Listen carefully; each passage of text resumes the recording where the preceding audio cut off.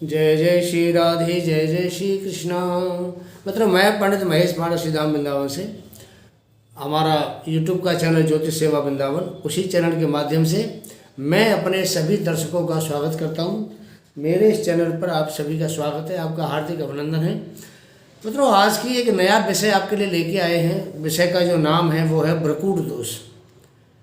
कि ब्रकूट दोष के बारे में आपको आज पूरी जानकारी देने वाले हैं कि ब्रकूट दोष कितने प्रकार का होता है, किसके लिए क्या क्या हमें विचार करना चाहिए और इसका परिहार कैसे होता है। ये सारी बातें आज आपके सामने ब्रकूट दोष के बारे में करते हैं और इसका हमारे जीवन पर क्या प्रभाव होता है, इससे बचने के उपाय क्या हैं। आइए पहले ये समझते हैं कि ब्रकूट दोष को कहाँ से और कैसे देखते हैं। जब हम कुंडली का वर और वधू का मिलान करते हैं तो उसमें अष्टकूट का एक मिलान किया जाता है और अष्टकूट में आपके सामने होता है, पहला नंबर होता है वर्ण का, जो आपके सामने पीछे चार्ट पे भी आ रहा है कि वर्ण क्या होता है। वर्ण का हमें 1 पॉइंट मिलता है। दूसरा नंबर होता है वश्य का, वश्य का हमें 2 नंबर मिलते हैं। तीसरा नंबर होता है तारा का, इसके हमें 3 पॉइंट मिलते हैं। और चौथा नंबर होता है योनि का, इसके हमें 4 पॉइंट मिलते हैं। और 5वां नंबर होता है ग्रह मैत्री का, इसके हमें 5 नंबर मिलते हैं। 6वां नंबर होता है गण का, इसके 6 नंबर मिलते हैं।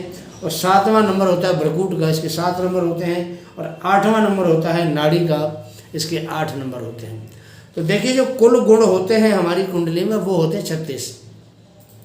अब 36 गुण का अगर हम किसी वर वधू का मिलान करते हैं तो हमें कम से कम 50% यानी 18 गुण चाहिए। और जो बड़े बड़े जो गुण हैं या दोष हैं वो नाड़ी दोष होता है 8 नंबर का, ब्रकूट दोष होता है 7 नंबर का, और जो गण दोष होता है वो 6 नंबर का होता है। मैत्री दोष 5 नंबर का है।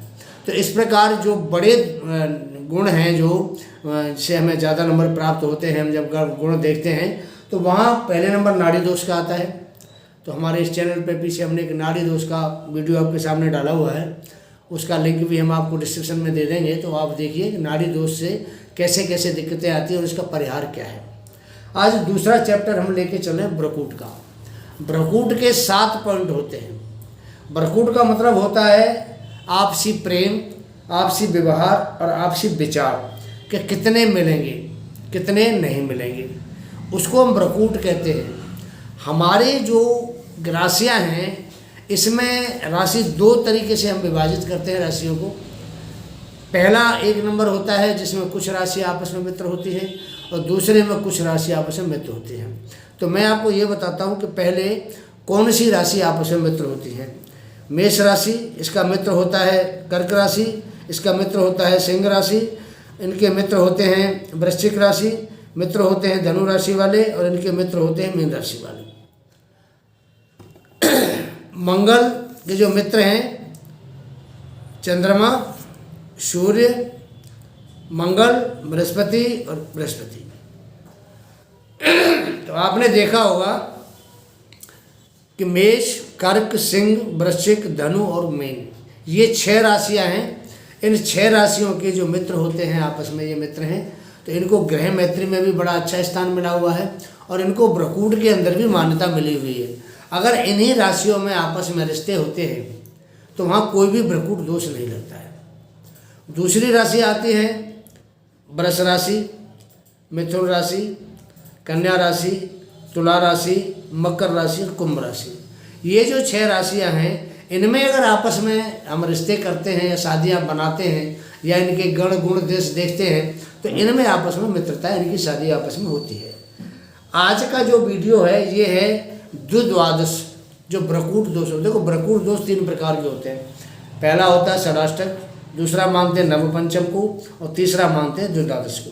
षडाष्टक के बारे में आपको अगले वीडियो में बताएंगे, नवपंचम के बारे में भी आपको अगले वीडियो में बताएंगे। आज का जो वीडियो है ये द्विद्वादश योग का वीडियो है कि अगर द्विद्वादश ग्रहों की जो मैत्री होती है उसमें कौन कौन से शुभ होते हैं और कौन कौन से अशुभ होते हैं। ब्रकूट का मतलब होता है हमारा स्वास्थ्य भी होता है, स्वास्थ्य होता है नाड़ी दोष में देखा जाता है। और ब्रकूट में देखा जाता है आपसी विचार और व्यवहार और प्रेम क्या होगा बच्चों के अंदर। तो देखिए जो ग्रह हैं हमारे, उन ग्रहों में अगर आपसी मित्रता होगी और उन राशियों से अगर हम संबंध करते हैं तो उनमें आपस में विचार, उनका व्यवहार करीब करीब एक जैसा होता है। अगर थोड़ी बहुत किसी 10% को ये भी मान लें कुछ खराब होता है, बट 90% ये जो प्रभाव है आपस में जो ग्रहों की मैत्री का है और राशियों की मैत्री का, ये बहुत अच्छा माना जाता है। तो आज का जो विषय है द्विद्वादश ब्रकूट दोष। तो देखिए मैंने आपके लिए एक चार्ट बनाया है, इसमें ये दिखाया है कि जो शुभ ब्रकूट क्या होता है, अशुभ ब्रकूट क्या होता है। पहले तो आप द्विद्वादश समझिए, मेष राशि और वृष राशि। वृष राशि से मेष 12वीं है और मेष राशि से वृष दूसरी राशि है, तो इसको हम द्विद्वादश योग बताते हैं। अब वृष के स्वामी शुक्र हैं और मेष के स्वामी मंगल है, इनमें आपस में मित्रता नहीं है, तो इनकी शादी द्विद्वादश जो ब्रकूट दोष बनेगा उसमें मान्य नहीं है। उसको हमारा ज्योतिष शास्त्र, हमारे ज्योतिषी उसको मान्य नहीं करते हैं। उसी प्रकार अगर हम धनु और मकर राशि की बात करें, धनु और इसी मकर राशि की बात करते हैं, तो ये धनु से दूसरी राशि मकर बनती है और मकर से 12वीं राशि धनु बनती है, तो इनमें भी आपस में मित्रता नहीं है, तो ये भी दोष की श्रेणी में आता है। ये वाला बात करें तुला और वृश्चिक राशि की, देखिए ये भी 7 राशि है दोनों। तुला से अगली राशि वृश्चिक है और वृश्चिक से पिछली राशि तुला है, तो इसमें वृश्चिक से तुला 12 में होती है और तुला से जो वृश्चिक है वो दूसरा भाव होता है, तो ये भी यहाँ अशुभ प्रभाव की होती है। इनमें भी विवाह को मान्यता नहीं दी जा सकती। विवाह को अगर मान्यता आप दे देते हैं किसी भी तरीके से, तो ये विवाह में कहीं न कहीं अड़चन बच्चों के बीच में आती है, जो वर और वधू हैं। तो उससे अगर हमें बचना है कि हमारे बच्चे सुखी जीवन जिए, तो हमें इन चीज़ों का ध्यान रखना पड़ता है। अगली राशि की बात करते हैं कुंभ की और मीन की। कुंभ राशि और मीन राशि, कुंभ से मीन दूसरी है और मीन से कुंभ राशि 12 में आती है, तो यहाँ भी ये द्विद्वादश योग बनता है और ये अशुभ योग होता है। तीसरी बात करते हैं मेष राशि वृष राशि की, जो मैं अभी आपको बताया था कि मेष का और वृष का आपस में कोई भी तालमेल नहीं है, तो इनकी भी शादी करना आपस में अशुभ द्विद्वादश योग कहलाता है। अगली आती है मिथुन और कर्क। मिथुन राशि से अगली राशि कर्क राशि। कर्क राशि से मिथुन राशि 12वीं है और मिथुन से कर्क राशि दूसरी है, तो ये भी द्विद्वादश योग बनता है, इसको भी शुभ नहीं माना जाता है। तो ये जो मैंने आपको चार्ट दिखाया ये अशुभ चार्ट है। इन राशियों में अगर आप शादी करते हैं तो बच्चों में आपस में व्यवहार में उनके विचारों में फ़र्क आता है, और जब व्यवहार में विचारों में फ़र्क आता है, वो जीवन जो बच्चों का है वो सुखमय नहीं कहा जा सकता है। तो इसलिए जब भी आपको ब्रकूट दोष के बारे में अगर कुंडली के अंदर देखते हैं तो आप इनको जरूर देखिए कहीं अशुभता तो नहीं है। आप जो पंडित जी से मेल करवाते हैं उसके अंदर भी सारा दिया हुआ होता है, क्योंकि उसमें जो गुण चार्ट का आता है, जो गुण का चार्ट आता है 36 गुणों का, तो उसके अंदर भी ये क्लियर होता है। अगर किसी के पास सॉफ्टवेयर नहीं है, आप इनको अपने तरीके से मैनेज करें इसको, तो ये जो है ये अशुभ होता है। दूसरी बात करते हैं शुभता वाली। देखिए मेष राशि और मीन राशि, मेष राशि और मीन राशि आपस में 2/12 का योग बनाते हैं, द्विद्वादश योग बनाते हैं, क्योंकि मेष से मीन राशि 12वीं है और मीन से जो मेष राशि है वो दूसरी पड़ती है। ये शुभ है क्योंकि इनके दोनों के जो स्वामी हैं आपस में मित्र हैं। यहाँ मैं आपको एक मित्रता की सूची बता के देता हूँ। ये मित्र हैं सूर्य, मंगल, चंद्र और गुरु, ये चारों आपस में मित्र हैं। यहाँ शनि, बुध और शुक्र, ये तीनों आपस में मित्र हैं। लेकिन सूर्य और बुध की मित्रता है, इनमें शादियों में कोई दिक्कत नहीं आती है। तो जो मित्र हैं शनि की राशियाँ, बुध की राशियाँ और शुक्र की राशियाँ। शनि की राशि मकर और कुंभ, बुध की राशि कन्या और मिथुन, शुक्र की राशि वृष और तुला। इनमें आपस में अगर शादी विवाह करते हैं तो 100% ओके रहता है। ये जो राशियाँ हैं सूर्य की, मंगल की, सूर्य की राशि सिंह है, मंगल की मेष राशि वृश्चिक राशि है, चंद्रमा की कर्क राशि है, गुरु की धनु और मीन राशि है। इनमें अगर आपस में शादी होती है तो ये 100% ओके होता है। आपके लिए शुभता का चित्र मैंने बना दिया। वृष राशि, मिथुन राशि शुभ होती हैं, कर्क राशि, सिंह राशि शुभ होती है, सिंह राशि, कन्या राशि भी शुभ मानी गई है। कन्या तुला शुभ होता है, वृश्चिक धनु शुभ होता है, मकर और कुंभ से शुभ होते हैं आपस में। तो ये द्वादश योग के बारे में मैंने आपको बताया कि ब्रकूट जो दोष होता है वो ये दोष नहीं होना चाहिए। तुला वृश्चिक का, धनु का मकर का, कुंभ का मीन का, मेष का वृष का और मिथुन का कर्क का। अगर ये दोष होगा उसमें बच्चों की, वर वधू की आपस में शादी नहीं होनी चाहिए। ये हमारा और ज्योतिष का ये मत है।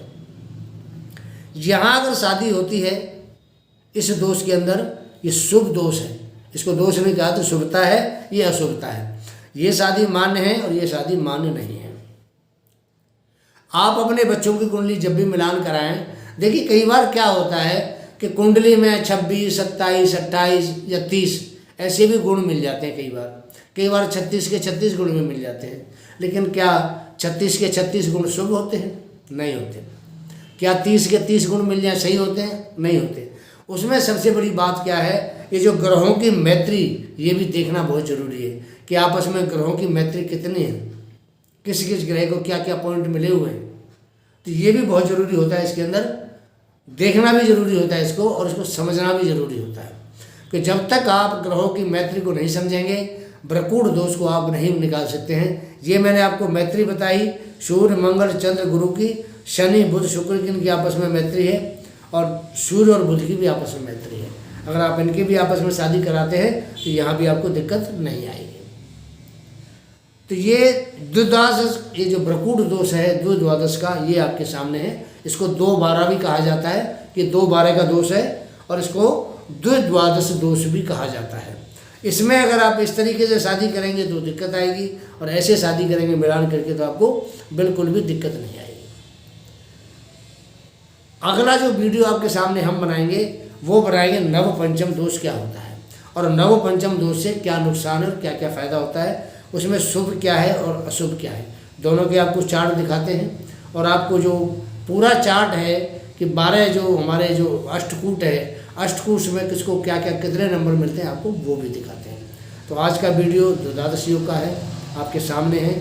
आप शादी करें, शुभता ये है, इस अशुभता में शादी ना करें, नहीं तो वर वधू को आपस में व्यवहार नहीं मिलेगा, और हो सकता है व्यवहार ना मिलने से डिस्प्यूट ज़्यादा बढ़ जाए आपस में, कोर्ट कचहरी तक भी मुकदमा जा सकता है। तो इसलिए आपको इनसे बचना बहुत ज़रूरी है। तो शुभता और अशुभता पूरे ग्रह आपको बता दिए, शुभता बता दी, अशुभता बता दी। आप इस दोष से बचें तो बहुत उत्तम रहेगा आपके लिए। ये प्रोग्राम आज यही समाप्त करते हैं। मैं ब्रकूट दोष के बाद ये 3 वीडियो हैं, पहला द्वादश का, तीसरा नवपंचम का, जो तीसरा वीडियो है वो षडाशक योग का आपके सामने बनेगा। इन तीनों वीडियो के बाद में आपको इनके उपाय बताएंगे, आपको इनका पूरा जो परिहार होता है परिहार बताएंगे। ठीक है, आज ये वीडियो में ही समाप्त करते हैं। इसके बाद आपको दूसरा वीडियो नव पंचम ब्रकूट दोष का आपके सामने आ रहा है, आप उसको देखिए, इसको देखिए और षडाशक योग को देखिए। उसके बाद ही आप पूरा ब्रकूट दोष के बारे में जान पाएंगे। राधे ही राधे।